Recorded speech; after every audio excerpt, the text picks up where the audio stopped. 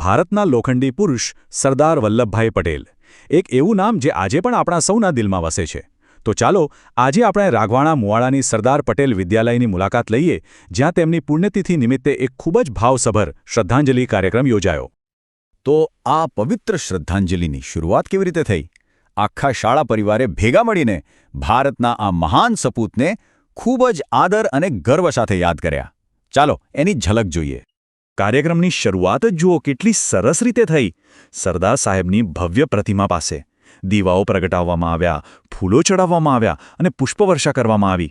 આખું વાતાવરણ જાણે કે ભક્તિ અને ગર્વથી ભરાઈ ગયું હતું. અને આ કોઈ ખાલી ઔપચારિકતા નહોતી હો, આ તો એકદમ દિલથી નીકળેલી ભાવના હતી. વિદ્યાર્થીઓ, શિક્ષકો અને શાળાના દરેક સભ્ય સાથે મળીને એક મનથી આ મહાન નેતાને ફૂલો અર્પણ કર્યા. પુષ્પાંજલિ પછી જે ક્ષણ આવી એ ખરેખર ખૂબ જ હૃદયસ્પર્શી હતી. સૌએ ભેગા મળીને 2 મિનિટ માટે મૌન પ્રાર્થના કરી. એ નીરવ શાંતિમાં પણ જાણે સરદાર પટેલ પ્રત્યેનો અપાર આદર અને એમના આત્માની શાંતિ માટેની પ્રાર્થના ગુંજી રહી હતી.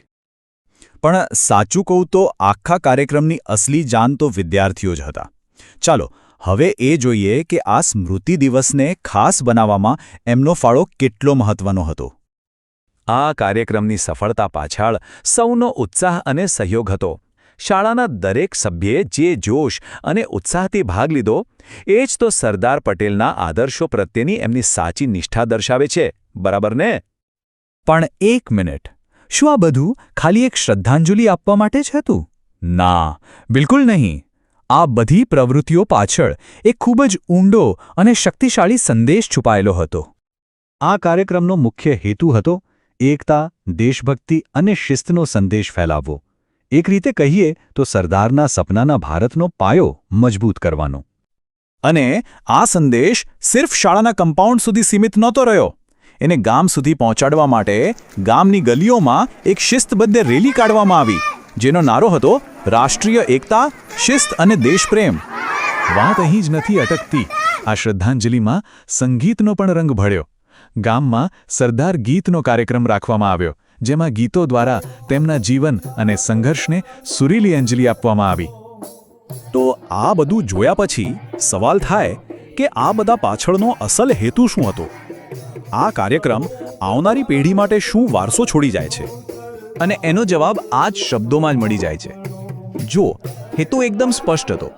બાળકોમાં એટલે કે આપણી આવનારી પેઢીમાં દેશ માટે પ્રેમ, નેતૃત્વના ગુણ અને જવાબદારીની ભાવના કેળવવી. એ સાચું છે કે સરદાર પટેલ આજે આપણી સાથે નથી, પણ એમના વિચારો, એમના આદર્શો એ તો અખંડ ભારતના પાયામાં આજે પણ જીવંત છે. અને આવા કાર્યક્રમો જ એ ખાતરી કરાવે છે કે એમની પ્રેરણાની આ જ્યોત ક્યારેય બુઝાશે નહીં.